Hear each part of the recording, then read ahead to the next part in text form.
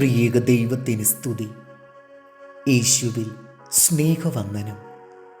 യെരുശലേം ദേവാലയ ഗോപുരമുകളിൽ നിന്ന് താഴേക്ക് ചാടുവാനാണ് യേശുവിനുണ്ടാകുന്ന രണ്ടാമത്തെ പ്രലോഭനം. തിരുവചനം പറഞ്ഞുകൊണ്ടാണ് പ്രലോഭകൻ അതിന് പ്രേരണ നൽകുന്നത്. കാലുകൾ കല്ലിൽ തട്ടാതിരിക്കുവാൻ ദൈവം ദൂതന്മാരെ നിയമിച്ചുകൊള്ളും എന്ന സങ്കീർത്തന വചനമൊക്കെ സാത്താൻ മനഃപ്പാഠമാക്കി വെച്ചിരിക്കുകയാണ്.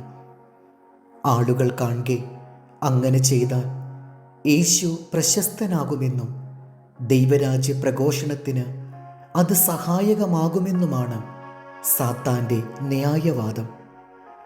ദേവാലയ ഗോപുരം ഉന്നതിയുടെയും ദൈവവും മനുഷ്യനും സംഗമിക്കുന്നതിൻ്റെയും അടയാളമാണ്.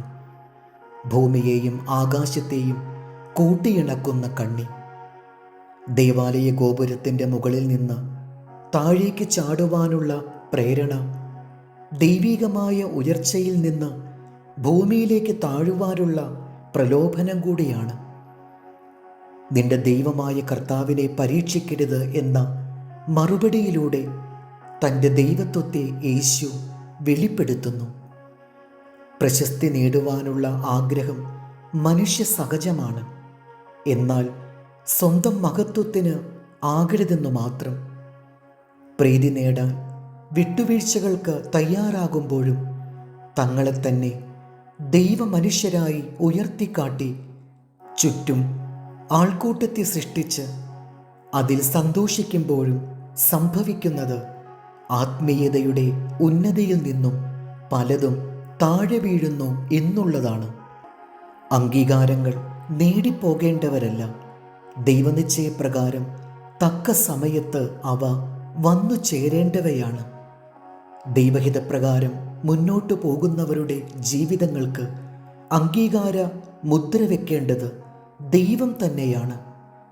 പിതാവായ ദൈവമാണ് തൻ്റെ മേൽ അംഗീകാര മുദ്ര വെച്ചിരിക്കുന്നതെന്ന് അവിടുന്ന് പ്രസ്താവിക്കുന്നുണ്ടല്ലോ. മനുഷ്യരിൽ നിന്ന് താൻ മഹത്വം സ്വീകരിക്കുന്നില്ലെന്ന് യേശു തന്നെ പറയുന്നുണ്ട്.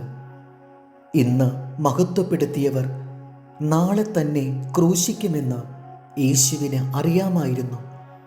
അതുകൊണ്ട് മനുഷ്യരുടെ അംഗീകാരത്തിനോ പുകഴ്ചകൾക്കോ നിന്നുകൊടുക്കാതെ സ്വർഗീയ പിതാവിൻ്റെ അംഗീകാരം മാത്രം ആഗ്രഹിക്കുന്നതാണ് ഉത്തമമായിട്ടുള്ളത്. അംഗീകാരം ലഭിക്കണമെന്ന പ്രലോഭനത്തിനെതിരെ എപ്പോഴും നമുക്ക് കരുതലുള്ളവരാകാം. 1 ശമൂവേൽ 12:24. യഹോവയെ ഭയപ്പെട്ട് പൂർണ്ണ ഹൃദയത്തോടും പരമാർത്ഥതയോടും കൂടെ സേവിക്ക മാത്രം ചെയ്യുവിൻ. അവൻ നിങ്ങൾക്ക് എത്ര വലിയ കാര്യം ചെയ്തിരിക്കുന്നു എന്ന് ഓർത്തുകൊള്ളുവിൻ. ദൈവം നമ്മെ അനുഗ്രഹിക്കട്ടെ. കർത്താവിൽ എളിയ ശുശ്രൂഷകൻ ഈരാളിലച്ചൻ.